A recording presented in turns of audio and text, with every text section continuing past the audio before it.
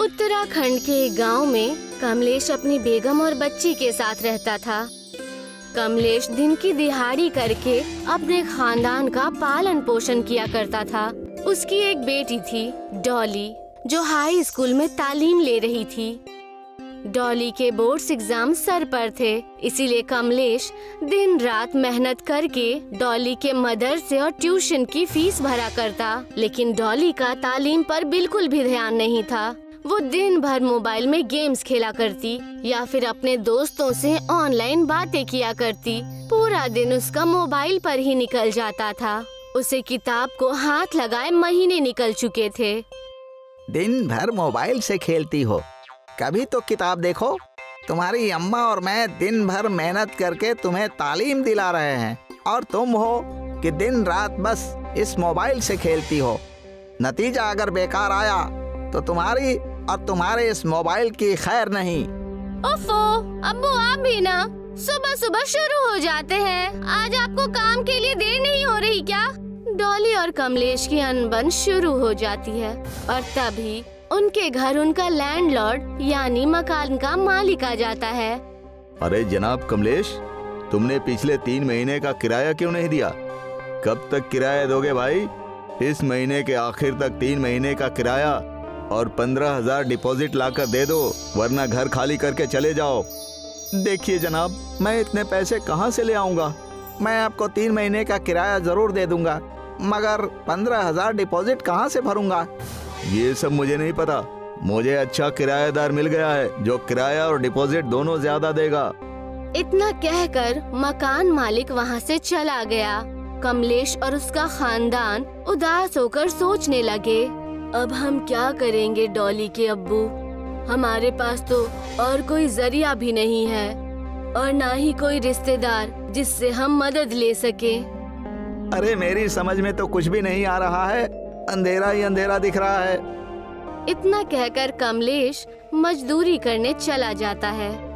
कमलेश जब दिहाड़ी करने अपने स्थान पर पहुंचता है, तब वो देखता है कि दूसरे मजदूर अपना अपना सामान बांधकर वहां से जा रहे हैं। अरे क्या मालूम आज सुबह सुबह किसका मुंह देखा था, किस्मत बहुत खराब चल रही है। अरे क्या हुआ भाई साहब, सारे मजदूर कहाँ जा रहे हैं? अरे कहाँ जाएंगे? अपने अपने घर जा रहे हैं। और कहाँ? ठेकेदार ने सबको नौकरी से निकाल दिया।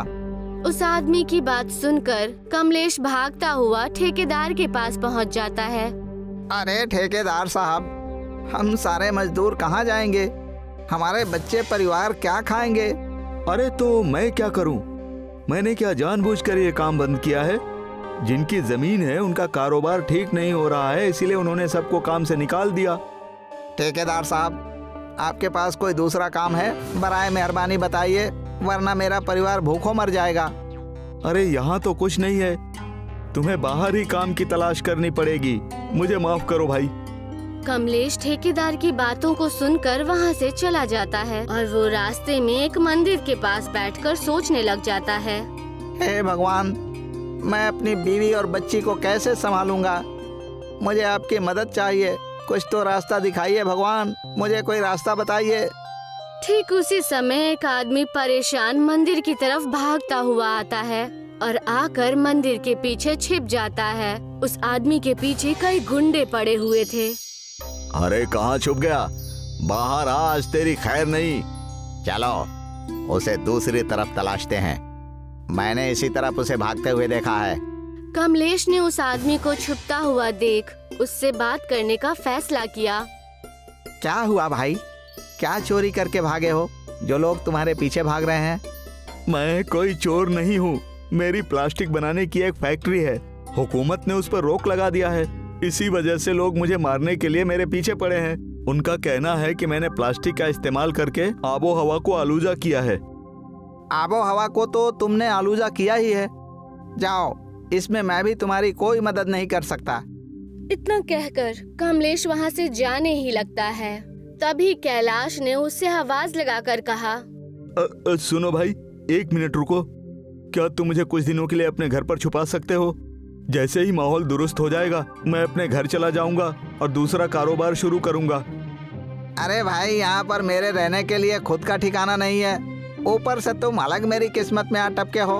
कमलेश वहाँ से चला जाता है। कमलेश अपने घर जाकर पूरी बातें अपनी बेगम और बेटी को बताता है। अब हम क्या करेंगे?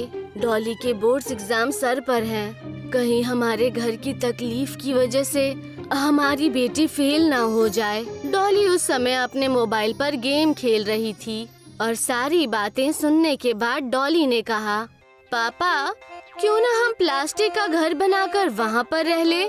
प्लास्टिक का घर कैसे? प्लास्टिक से तो हमारी आबो हवा खराब होती है। आज ही मेरी मुलाकात एक आदमी से हुई जिसके पीछे लोग पड़े हुए थे। प्लास्टिक की फैक्ट्री थी उनकी। क्या आप उस आदमी को जानते हैं? क्यों ना उनकी फैक्ट्री से कुछ प्लास्टिक की बोतल लेकर हम अपना खुद का ही एक घर बना ले। मैंने भी सुना है प्लास्टिक कभी नहीं सड़ता और इससे हमारे घर की तकलीफ दूर हो जाएगी और आपका कारोबार भी चलने लगेगा। अरे तुम दोनों की अक्ल ठिकाने पर तो है? कुछ भी बोले जा रही हो। प्लास्टिक का घर कैसे बन सकता है? घर वालों की बातें सुनकर कमलेश रात भर प्लास्टिक के घर के बारे में सोचने लगता है और वो सुबह उठकर कुछ चिप्स और बिस्किट के पैकेट लेकर मंदिर की ओर चला गया। कैलाश भाई, आप हैं या चले गए? मैं आपके लिए कुछ वेफर्स और बिस्किट लेकर आया हूँ। मंदिर जाने के बाद उसने देखा कि कैलाश वहीं मंदिर के बागीचे की सीट पर सोया हुआ था। क्या बात है भाई, तुम अभी आ रहे हो? जब मच्छरों ने पूरी रात मुझे परेशान किया तब तुम कहाँ थे? अरे ये सब बातें छोड़िए, मेरे पास ऐसी तरकीब है जिससे हम दोनों के काम हो जाएंगे। क्या है, जरा मुझे भी तो बताओ। कमलेश कैलाश से सारी बातें बताता है। हमें आपकी फैक्ट्री की प्लास्टिक बोतल की जरूरत पड़ेगी। उसके अंदर मिट्टी भरकर हम कई घर बना सकते हैं। इससे आपका कारोबार फिर से तेजी पकड़ लेगा और हम जैसे गरीबों की मदद भी होगी। हाँ, तरकीब तो तुम्हारा बहुत बढ़िया है, मगर तुम्हें क्या लगता है कि ये काम हम दोनों कर पाएंगे? हमें और भी लोगों की मदद चाहिए। हाँ, उसकी आप फिक्र मत करो। मेरे साथ कई मजदूर हैं जिन्हें काम की ज़रूरत है। उन्हें आप दिन की दिहाड़ी देंगे तब वो काम करना शुरू कर देंगे। कमलेश जाकर ये सारी बात अपने साथी मजदूरों को बता देता है और सारे ही मजदूर अपना अपना प्लास्टिक का घर बनाने को तैयार हो जाते हैं। चलो भाइयों, अब हम लोग कुछ अपना और अलग करने जा रहे हैं। हमें पूरी मेहनत से काम करना होगा, तब हम सफल हो जाएंगे। अरे मगर हम अपना घर बनवाएंगे कहाँ? अरे तुम सब इसकी फिक्र मत करो, मेरी फैक्ट्री के पास ही बहुत बड़ी खाली जमीन है। तुम सब अपना अपना घर वहाँ बना सकते हो। सारे मजदूरों ने बॉटल्स के अंदर मिट्टी भर के बॉटल के ऊपर बॉटल रखना शुरू कर दिया और उनके घर बनने का काम शुरू हो गया। कुछ वक्त बीत गया और अब मजदूरों का घर बनकर तैयार हो चुका था। लेकिन उसी समय बहुत भयानक बाढ़ आ गई। अरे बहुत जोरों की बारिश हो रही है, लगता है हमारा प्लास्टिक का घर डूब जाएगा। डॉली बेटा, जरा संभल के। पूरे गांव में पानी भर गया है, कहीं हमारे घर के अंदर भी ना आ जाए। प्लास्टिक के मजबूत होने की वजह से पानी घर में नहीं आ सका। देर बाद बारिश रुक जाती है। हमारा घर बच गया, हुर्रे! सारे मजदूर और उनके खानदान मिलकर जश्न मनाने लगते हैं। तभी डॉली वहाँ पर आकर कहती है, अब्बू देखिए, मेरा आज का रिजल्ट आ गया और मैं फर्स्ट आई हूँ। कमलेश और उसका खानदान ये सुनकर बेहद खुश हो जाते हैं और जश्न मनाने लगते हैं। सोनू एक गरीब परिवार से था। वो अपनी बीवी पूजा और बेटी बबीता के साथ रहा करता था। वो ठेले पर सामान ढोने का काम किया करता था। आ गए आप?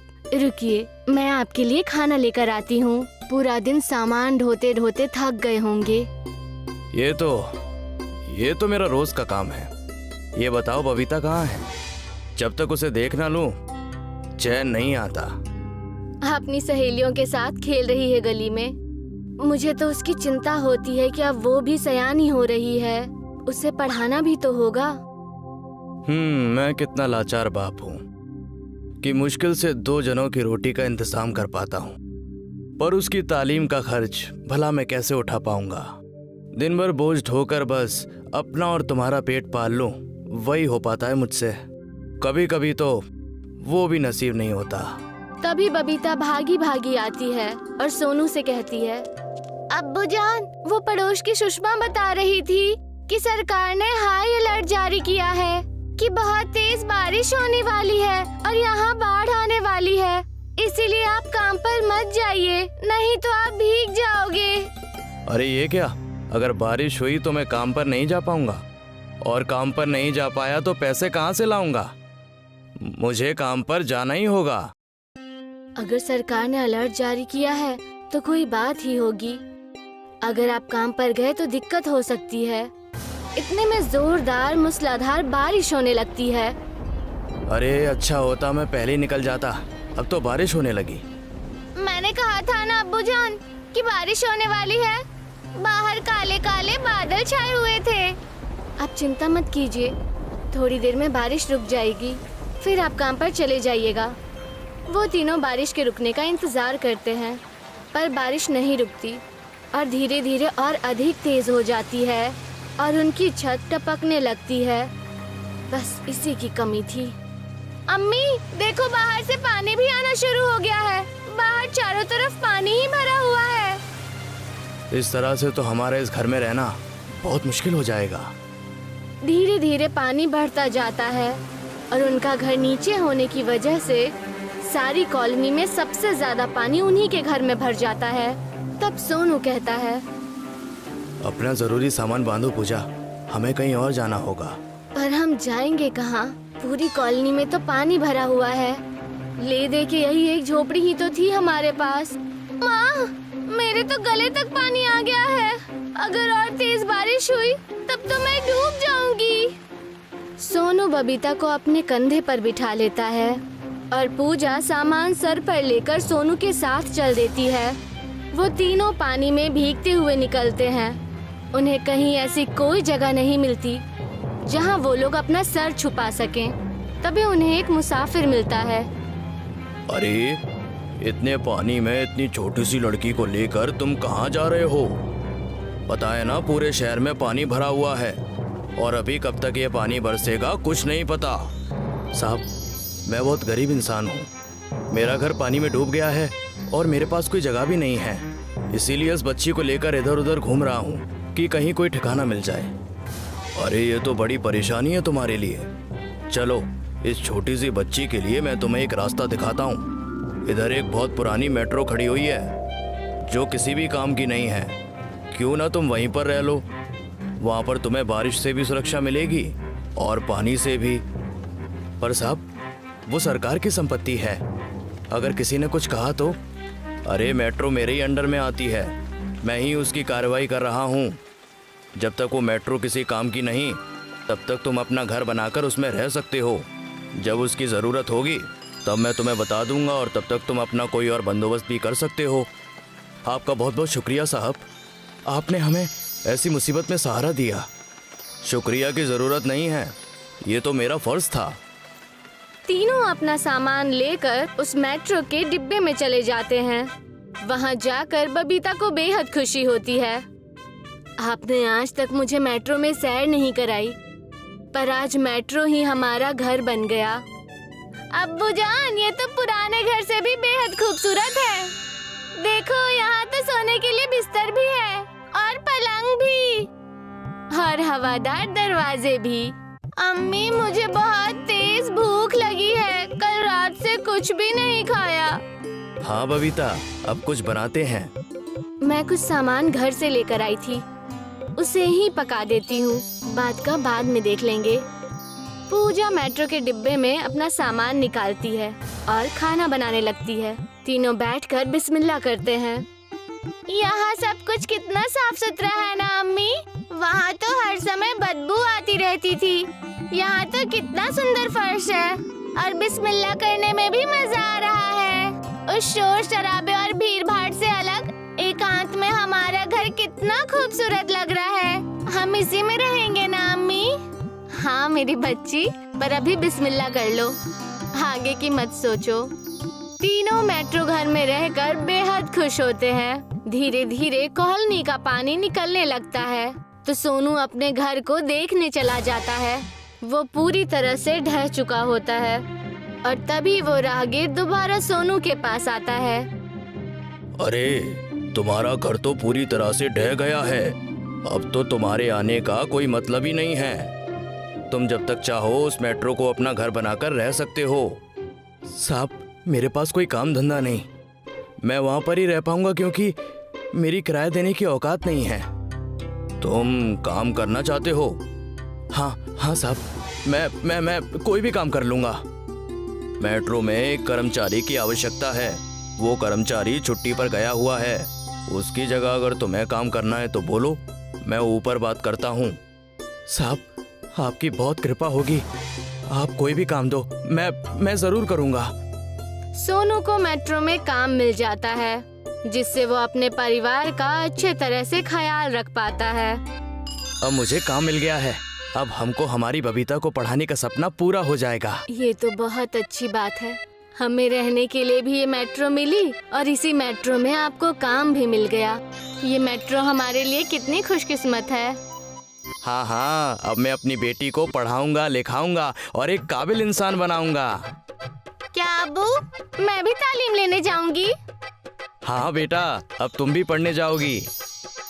अब सोनू बबीता का एक अच्छे से मदरसे में दाखिला करा देता है और धीरे धीरे मेहनत करके पूरे मेट्रो स्टाफ का चहेता बन जाता है।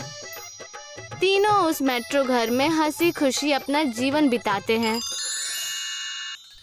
आज शंभू जी के घर में खुशियों का माहौल था क्योंकि आज उनके बेटे राकेश की शादी विनीता से हो रही थी और बहू ने पहली मर्तबा घर में कदम रखा था। बहुत खुश रहो बेटा। हमेशा खुश रहो। और दूसरे माँ बाप की तरह ही ये लम्हा इन दोनों के लिए भी बड़ा ही खास था और यादगार भी। उन्हें उम्मीद थी कि बहू के रूप में उनके घर में एक लक्ष्मी आई है। शंभू जी ट्रक चलाया करते थे और उनका बेटा भी एक ट्रक ड्राइवर था। वो दोनों एक ही कंपनी के ट्रक चलाया करते थे। दोनों की महीने की कमाई 15-15 हजार रुपए थी। बेटा, अब तुझे कोई और नौकरी करनी चाहिए। अब तेरी शादी हो गई है, तुझे अपने मुस्तकबिल के बारे में सोचनी चाहिए। पापा, मैंने कई और जगह पता किया है लेकिन हर जगह तनख्वाह बहुत कम है। वो तो है, आखिर ट्रक ड्राइवर को कोई 15,000 से ज्यादा क्यों देगा? पिताजी, मेरा ख्याल था कि आप भी कई सालों से ट्रक चला रहे हैं और ये भी, तो क्यों न हम अपना खुद का एक ट्रक खरीद लें, क्योंकि इससे हम ज्यादा पैसे कमा पाएंगे। मुनाफा तो होगा बेटा, लेकिन ट्रक खरीदने के लिए पैसे कहाँ से आएंगे? अगर हम थोड़ी बचत करना शुरू करें तो? बेटी, हम तो पहले से ही बचत कर रहे हैं और अब तक हमने 5 लाख रुपए बचा लिए हैं, लेकिन ट्रक की पेशगी के लिए भी 10 लाख रुपए चाहिए। इतनी बचत करने में तो कई और साल लग जाएंगे। पिताजी, सोचिए अगर 5 लाख रुपयों का इंतजाम हो जाए तो? इतने पैसे कहाँ से आएंगे? विनीता दौड़कर अपने कमरे में जाती है और अपने सारे गहने लेकर आती है। अरे बेटी, ये तो तुम्हारे गहने हैं, तुम्हारे वालिद ने तुम्हें दिए हैं। हम इनसे ट्रक नहीं खरीद सकते। क्यों पिताजी, क्या मैं आपकी बेटी नहीं हूँ? और मेरी ख्वाहिश है कि हम सबका भला हो, तो आखिर इसमें बुराई क्या है, बताइए। तेरी सोच बेहतर है बेटा, लेकिन मैं ये गहने नहीं ले सकता। अरे जानकी, अब तुम ही अपनी बहू को समझाओ। जानकी आगे बढ़ती है और वो खुद भी अपने गहने विनीता के हाथों में रख देती है। बहू की बात बिल्कुल सही है, ये गहने वैसे भी हमारे किसी काम के नहीं हैं। अगर इनके जरिए आप दोनों मिलकर एक ट्रक खरीद सकते हैं तो ये तो बड़ी अच्छी बात होगी। लेकिन अम्मी, बेटा, जब तुम्हें फायदा होने लगेगा तब तुम हमारी ये गहने छुड़वा देना। इतना मत सोचिए, बहू का ख्याल सही है, ये गहने ही तो हैं। क्या ये हमारे खानदान की तरक्की से ज्यादा हैं? अब शंभू को घर की औरतों की बात माननी ही पड़ी। उसने वो गहने ले लिए और उन्हें गिरवी रखकर दोनों उन्होंने एक नए ट्रक के लिए डाउन पेमेंट कर दिया। नए ट्रक की पूजा विनीता ने की। शंभू आज बड़े खुश नजर आ रहे थे। कई सालों से उनका ये ख्वाब था कि उनका अपना एक ट्रक हो। आज वो ख्वाब पूरा हो गया। शंभू जी ने अपना ट्रक उसी कंपनी में कॉन्ट्रैक्ट पर दे दिया। पहले वो महीने के सिर्फ 15,000 कमाते थे, लेकिन अब खुद का ट्रक होने की वजह से उन्हें 1 लाख भाड़ा मिला। बेटा, ट्रक की EMI 45,000 है। हमारे घर का खर्चा 20,000। ये बचे हुए पैसे तुम सोनार को दे आओ। जी। हर महीने राकेश सोनार को 45,000 रुपये दे रहा था। उनके घर में सब कुछ ठीक था। शंभू दिन में ट्रक चलाता तो रात में राकेश चलाता। इस तरह दोनों बाप बेटे कड़ी मेहनत कर रहे थे। ऐसा करते करते 11 महीने बीत गए। शंभू ने अपनी बीवी और बहू के गहने छुड़वा लिए। ये लो बहू, तुम्हारे गहने। अरे, ये तो बड़ी जल्दी छुड़वा लिए। और जानती हो विनीता, अगले महीने से हमारे पास हर महीने 55,000 की आमदनी होगी। ये तो बड़ी अच्छी बात है। पर पिताजी, मैं सोच रही थी कि हमारे पास जो पैसे बच जाते हैं, क्यों न हम उससे ट्रक का लोन ही चुका दें। क्या कहते हैं? इससे हमारे ट्रक का लोन भी जल्दी चुकता हो जाएगा। बात तो तुम्हारी 100% सच है बेटी। तुम बहुत ही ज़हीन हो। उसके बाद के महीने से शंभू जी ने ट्रक के लोन में ज्यादा पैसे भरने शुरू कर दिए। इसी तरह 1 साल गुजर जाता है और ट्रक का लोन भी खत्म हो जाता है। सोचा नहीं था कि हम इतनी जल्दी ट्रक का कर्जा चुका पाएंगे। बहू, ये सब तुम्हारी समझदारी से हुआ है। पिताजी, मेरे दिमाग में एक और ख्याल आया है। कैसा आइडिया? अब जब हमारे पास हर महीने 80,000 बच जाते हैं, तो क्यों ना हम उससे एक और ट्रक खरीद लें? हाँ। शंभू को ये बात बड़ी अच्छी लगी। कुछ दिनों के बाद उन्होंने दूसरा ट्रक खरीद लिया और उसे भी गोडाउन में कॉन्ट्रैक्ट पर दे दिया। अब वो महीने के 2 लाख कमा रहे थे, जिसमें से 1.5 लाख वो नए ट्रक के लोन के लिए देते थे। अरे बेटी, हमको ये बताओ, तुम्हारे दिमाग में ये आइडिया आता कहाँ से है? अब ये तो हम भी नहीं जानते पिताजी। राकेश का नसीब अच्छा है कि उसे तुम जैसी हमसफर मिली है। तुम तो हो बहू लक्ष्मी हो लक्ष्मी। कुछ महीनों में ही शंभू जी एक बंगला खरीद लेते हैं और अब उनके पास कई सारे ट्रक्स हैं। अब वो कोई मामूली ड्राइवर नहीं रहे, बल्कि एक ट्रक ट्रांसपोर्ट कंपनी के मालिक बन चुके हैं। पिताजी, क्या आप मुझे ऑफिस जाते जाते ड्रॉप कर सकते हैं? अरे बेटी, लेकिन मैं तो ऑफिस भी ट्रक में ही जाता हूँ। तो बाजार ट्रक में जाएगी तो लोग हंसेंगे। अगर हंसते हैं तो हंसने दीजिए। जब आप ट्रक में ऑफिस जा सकते हैं, तो मैं ट्रक में बैठकर बाजार क्यों नहीं जा सकती? और ज्यादा से ज्यादा लोग क्या कहेंगे? यही ना कि एक ट्रक कंपनी की मालिक की बहू ट्रक में बैठकर सब्जियां खरीदने जाती है। पर भला मैं ऐसा क्यों ना करूं? इतने सारे ट्रक हैं हमारे पास। चलो ठीक है, बैठ जाओ। शंभू जी इस तरह अपनी बहू को ट्रक में बैठाकर बाजार ले जाते हैं। लोग देख तो रहे थे, पर वो ये भी जानते थे कि ये बड़े ही पैसे वाले लोग हैं। चलो बेटी, अब मैं चलता हूँ। जी पिताजी। विनीता सब्जियां खरीदने लगती है। अरे बहन जी, मैंने तो गाड़ियों से लोगों को सब्जियां लेने आते देखा है। आज पहली मर्तबा किसी को ट्रक से आते हुए देखा है। अरे क्यों ना आऊं? क्या आपने देखा नहीं उस ट्रक पे नाम? विनीता ट्रांसपोर्ट। वो विनीता मैं ही हूँ और वो मेरे ससुर जी की कंपनी का नाम है, जो वो खुद चलाते हैं। ट्रक कंपनी के मालिक अपना ट्रक खुद चलाते हैं? हाँ, जब ट्रक उनका ही है तो वो क्यों नहीं चला सकते? शंभू जी रोज ऑफिस भी ट्रक में ही जाया करते थे, क्योंकि उनका मानना था कि ट्रक चलाकर यानी कि ड्राइविंग करने से ही वो आज इतनी बड़ी ट्रक ट्रांसपोर्ट कंपनी के मालिक बने हैं। और इंसान को कभी भी अपने पुराने दिन भूलने नहीं चाहिए। मिर्जापुर गांव में माया देवी अपने 2 छोटे बच्चों के साथ रहती थी। बारिश के मौसम में एक बार रात में बाढ़ आ गई और पूरा गांव पानी में डूब गया। गांव के लोग वहां से जान बचाकर भागे। माया देवी भी अपने दोनों छोटे बच्चों के साथ पड़ोस के सिकंदराबाद में पहुंची।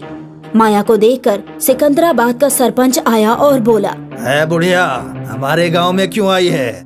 सरपंच जी, आप तो जानते ही हैं कि हमारे गांव मिर्जापुर में बाढ़ ने अपना कहर बरपाया है। इसलिए मुझे और मेरे दोनों बच्चों को अपने गांव के बाहर आसरा दे दीजिए। तो भूल गई कि तेरे शौहर से मेरी दुश्मनी थी, तो मैं दुश्मनों को कैसे रख सकता हूँ? और वैसे भी तुम इतनी गरीब हो कि मैं यकीन नहीं कर सकता कि तुम चोरी नहीं करोगी। सरपंच जी, हम अपना बुरा वक्त काटने आए हैं, हम भला चोरी क्यों करेंगे? है बुढ़िया, ज्यादा होशियार मत बन, अपने बच्चों को लेकर यहाँ से दफा हो जा। माया सरपंच के आगे खूब रोई, गिड़गिड़ाई, लेकिन सरपंच उस पर हंसता रहा और माया को गांव से बाहर निकाल दिया। अम्मी, अब हम क्या करेंगे? गांव में पानी भरा है और दूसरे लोग गांव में घुसने नहीं दे रहे। अब हम कहाँ जाएं? जंगल के अलावा भी कोई रास्ता नहीं। अम्मी, हम इस सड़क पर भी तो रह सकते हैं। नहीं बेटा, यहाँ पर पानी आ जाता है और अगर पानी नहीं भी आया तो सरपंच हमें नहीं रहने देगा। हमें इसकी नजरों से दूर जंगल में ही जाना होगा।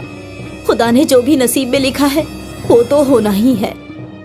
माया अपने दोनों बच्चों को लेकर जंगल में चली जाती है। जंगल में बहुत सारे बांस के पेड़ हैं। वहाँ 2 आम के और बाकी फलों के पेड़ भी हैं। अम्मी, यहाँ तो गर्मी बिल्कुल नहीं है और बहुत सारे फलों के पेड़ भी हैं। अब हम यहाँ पर पेट भर के खा सकते हैं और सुकून से रह सकते हैं। हाँ अम्मी, अच्छा हुआ कि वहाँ बाढ़ आ गई, क्योंकि ना तो वहाँ फल मिलते थे और ना इतनी ठंडी हवा।